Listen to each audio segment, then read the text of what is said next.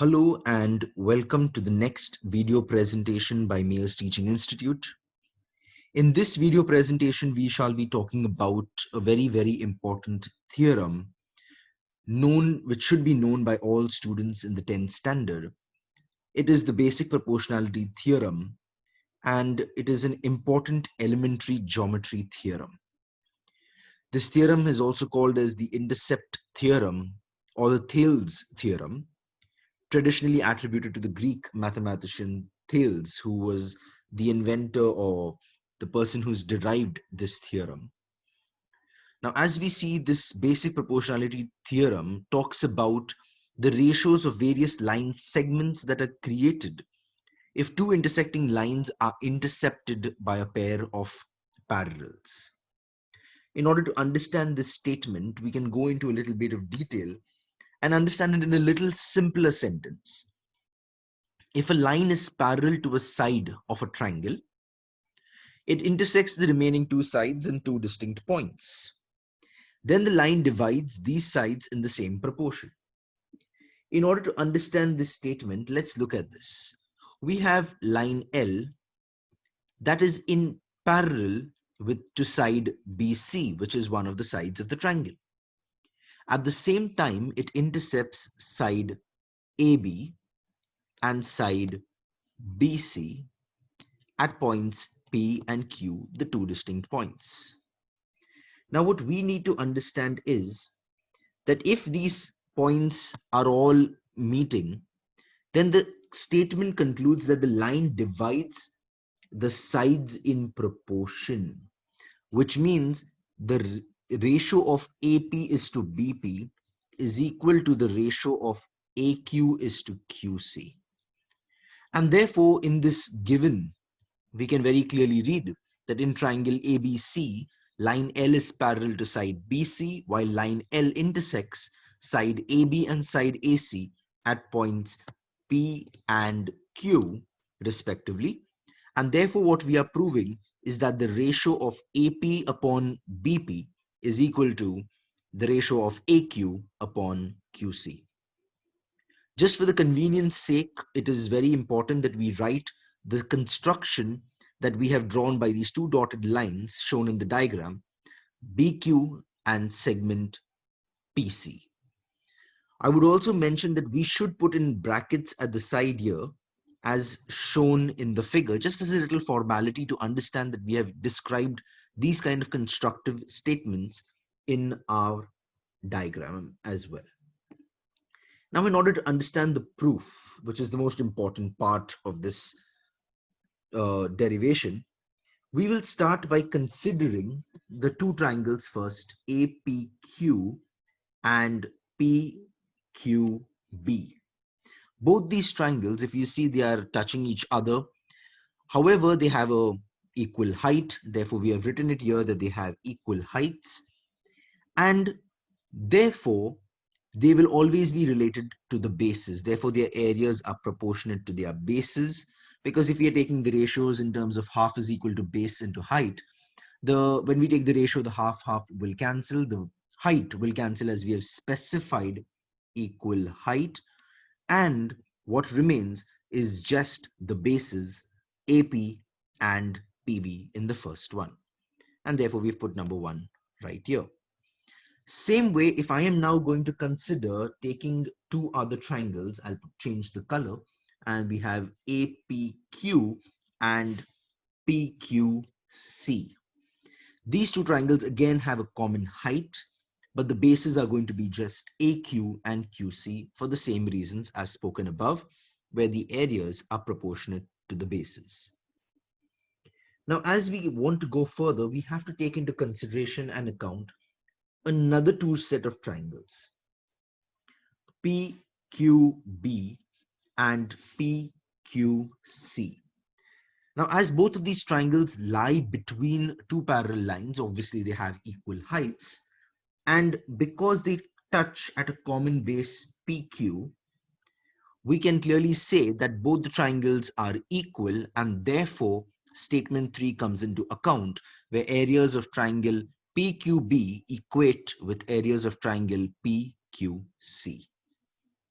And therefore, from all of the three criterias, 1, 2, and 3, we can see that area of triangle APQ upon area of triangle PQB is equal to area of triangle APQ upon area of triangle PQC. If you look at the numerators, both the numerators are the same. And from equation number 3, we equated both the denominators. And therefore, from number 1 and 2, what the first ratio was equal to AP upon PB and the second ratio was equal to AQ upon QC, we get the second and the final answer. And therefore, this final in green what is boxed is our concluded statement, and hence we have proved what we were trying to prove, or the two proof was given at the very beginning of this derivation. In this way, we have been able to conclude our basic proportionality theorem. However, just to get some better understanding, I've put a numerical. The first example I'm taking into account here is this sum, in which we have been given the information that in triangle PQR, PM is 15. So let's put it down here. PM is 15. PQ as a whole is 25. Then we have PR is 20 and NR is 8. Once we have taken down all the information, we will start the sum by actually showing that MQ is going to be 10, but obviously the whole thing is 25 and this is 15, PM is 15, MQ is going to be left at 10. Same way, PN is 12. I would say please show the calculation when you all are solving the sum in your notebooks. Now, in this sum, if you realize, we have very clearly studied the basic proportionality, the BPT theorem that stated that if the intercepting line is parallel to one side, then the factor of ratios and in their proportionality come into play. But here, if you see, they are asking us to prove it parallel, which means it's working in the other way around for this derivation. It is a converse to this derivation. So when you start, you got to start by actually taking into account first by solving for a ratio of Pn to Nr. And when we solve this, 12 upon 8 by the 4 times table, 3 4s are, 3 2s are. This is my number 1. For the second ratio, we will study for is PM upon MQ. Now PM 15 and NQ 10.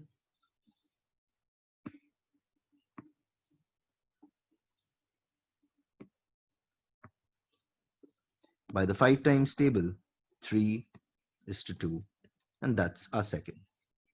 From this we see, since both the ratios have come equal by converse of the BPT theorem, we can prove that NM side segment line NM is parallel to side RQ. This is our final conclusion. I've also found one more example, a little bit of a tricky example to think of, and a very interesting one. In the given figure, X is any point in the interior of two triangles, PQR and DEF, if you see very clearly.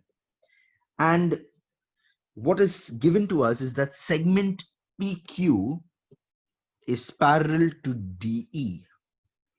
And then segment QR is parallel to DF. We got to prove this and this parallel. So let's start by step number 1. Following the BPT theorem exclusively, you can put the statements down that by the BPT theorem, in triangle, we'll start on the first, in triangle XED, since PQ parallel to DE, which is given, we can conclude by BPT that XP upon PD is equal to XQ upon QE. This is number 1. Number 2 again, but in triangle XEF, where we have QR parallel to EF, which is also given. Now from this, we can get XQ upon QE is equal to XR upon RF. This is number 2. As we see here, XQ upon QE is the same. It's like A is equal to B, B is equal to C, therefore A is equal to C, and therefore from 1 and 2, we can conclude that XR upon RF is going to be equal to XP upon PD. So that is something that's very evident, and we can conclude something like that. But this time we have to also prove that those two lines in the middle are parallel. So let me just pen this down first, that from those first 1 and 2 criteria, we got XR upon RF as equal to XP upon PD. Now, since we've got this, we will now go by converse of BPT, that segment PR is parallel to segment DF, and we have hence proved the required statement. So these are two important examples that I took into consideration in order to understand the basic proportionality theorem. What I explained to you all is here as a common question given in the Maharashtra State textbook. To fill the same table as a fill in the blank for the same sum that I've explained to you all in a very step-by-step way, you can always fill this on your own, figure out it as a fill in the blanks method, and answer this question. And therefore, thank you for listening to the very first theorem, the basic proportionality theorem.